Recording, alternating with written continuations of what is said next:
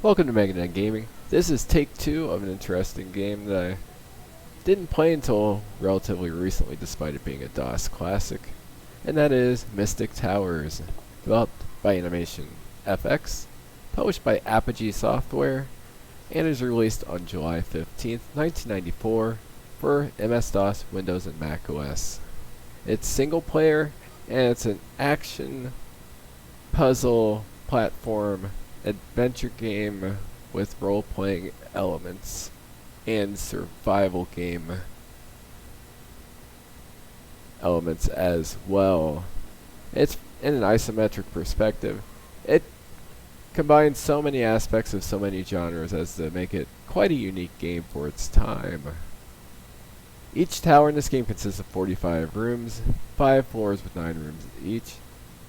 You have 6 apprentice towers and 6 wizard towers, which adds up to 12 towers, and there's also some add-on packs you can get for even more, as well as a practice mode, which is actually like a new game plus type mode, where it's extra difficult. And with the game you have a variety of stats to pay attention to, and we'll go ahead and switch over to the gameplay. You have a variety of stats to pay attention to.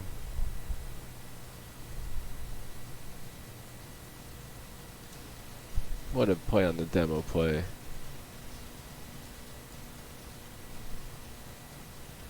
Yeah, there's a variety of stats. There's hit points. There's also an eat and drink meter where you need to eat stuff to avoid getting hungry and avoid starvation. You can become poisoned where you slowly lose health, but you can through a variety of means you can actually cure poison, either through a heal spell, drinking slime from outlets, or eating a mushroom. But if you eat those mushrooms and you're not poisoned, you die instantly. Start off with 9 lives, which you'd think would be a lot, but it's actually quite easy to go through all those lives quite quickly. You have 10 spells, 5 are the harm spells. You have Ice, Sulfur, Venom, Cloud, Fireball, and Lightning. And with those, they have a different amount of damage that they do to different enemies, and different ammunition requirements. And you have 5 spells that are of the utility type. You have Reveal, Heal, Teleport, Levitate, and Bomb. Here's a variety of hidden doors. There's treasure throughout the maps that you collect to get points. You can get coins to buy spells. And there's a variety of other interesting aspects to the levels as well.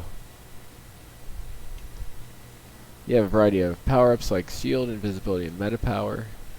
Essentially, this game is a combination of a variety of genres. It does take place in isometric perspective. And as far as the initial presentation, the menus are quite well done. If you want to read about the story here, you can go to the story. And come on. Assuming the game doesn't hang. There we go. There, Baron Baldric, that's the protagonist. And you get this nice little book. You can flip through it. It tells you who worked on the game. There's a whole 4 or 5 people. Baron Baldric receives a deputation from Rim Village. We beg you to destroy the evil monsters in these Lazarine Towers. Rim, Torharad, North Scar, Wolf's Den, Ebonscarp, and Marchwall. Only you can wield the wolf magic. Something about wolf magic at least. And that's it. And it scrolls a bit fast for me to actually say what. You have a nice little instructions thing here. Goes into detail what the game's about. Tells you everything you can do in it, with some graphical representations and VGA graphics.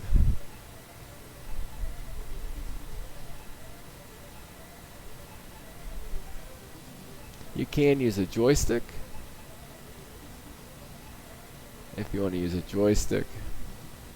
Or you can use a keyboard and mouse setup. As far as the music goes, the game we'll start a new game. Let's practice a tower. Let's get beat up in one. We're going to do... I like to look at that one. The towers do reuse a lot of assets, but they each have their own general feel to them.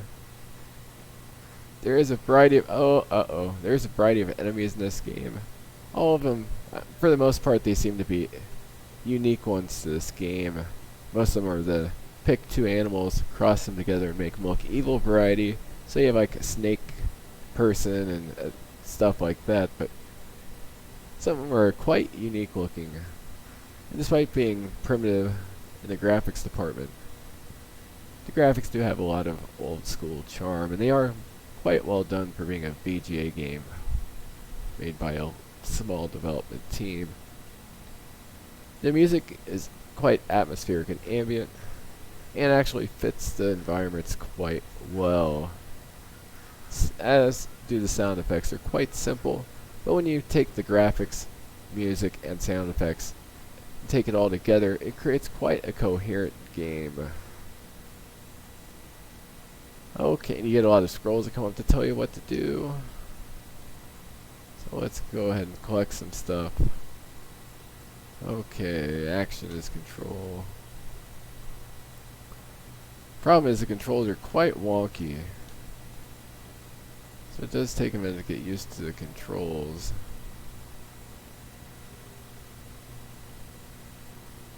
Given the angle of it, it's easy to misjudge where you're at exactly. So yeah, controls do take a little while to get used to, but once you get used to them, the game's quite enjoyable. See, like in this scenario, it is quite hard to line up the shot.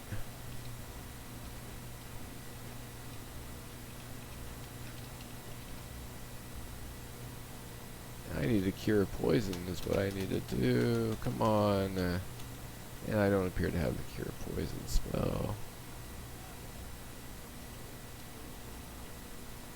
So yeah, you go through the levels, you collect stuff, you have to make sure you don't starve.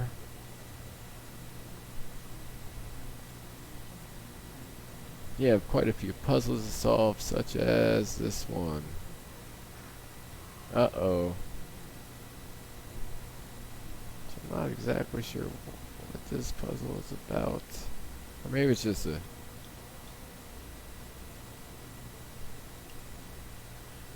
The puzzles are mostly well done. They aren't of the cryptic variety, really. They're quite interesting.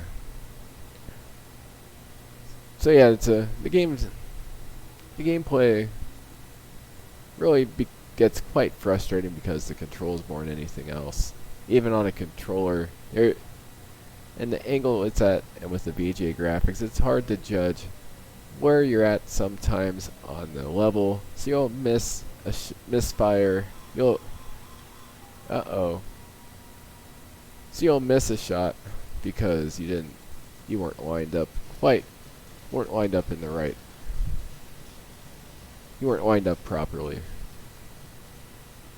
But once you get used to the controls, they're acceptable.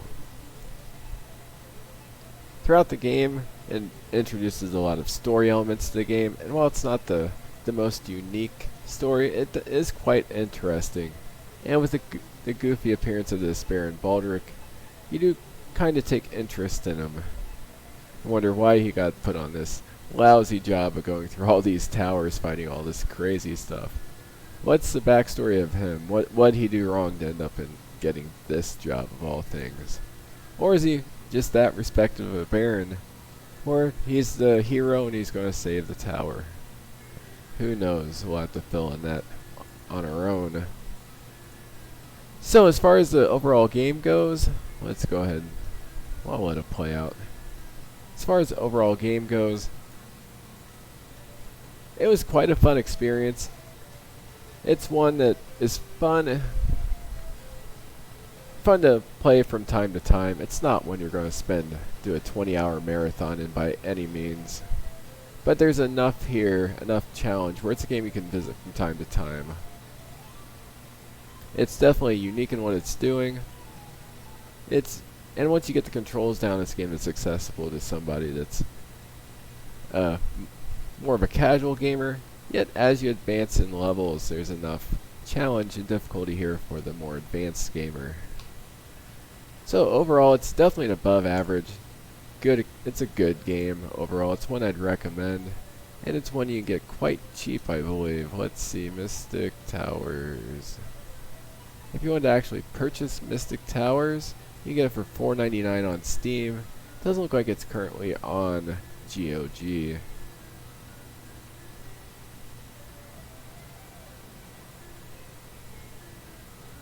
Oh, as Baron Baldric, you're charged with keeping the peace for the common folk of the land. Here you have a magical staff, and you get stuck doing the towers because that's your job. So basically, end up with about 540 rooms altogether. You can save whenever you want, unlike a lot of games of even modern times, but back then. And for the most part, in the towers, the levels are tied together in logical ways, like you go up and down ladders to go to different levels, or you teleport. You don't just end up magically going to some place completely different like you would in a Mario or Sonic game. So overall, where do I rate this game? It's quite a fun experience. It's definitely in the B range, and I think I'm going to put it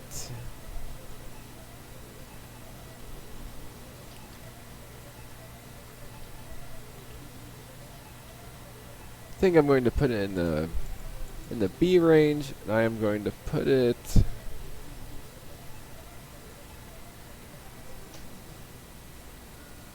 right below terminal velocity, right above NBA Live 95, and that is subject to change. So Mystic Towers, I'm going to go ahead and award it a B. It's quite a fun game. Definitely check it out on any of the platforms you have. I mean, it's less than $5, so you don't have much to lose regardless. It's yet another quality product put forth by Apogee back in the day. Anyways, hope you enjoyed the review. Please like, subscribe, and have a great day.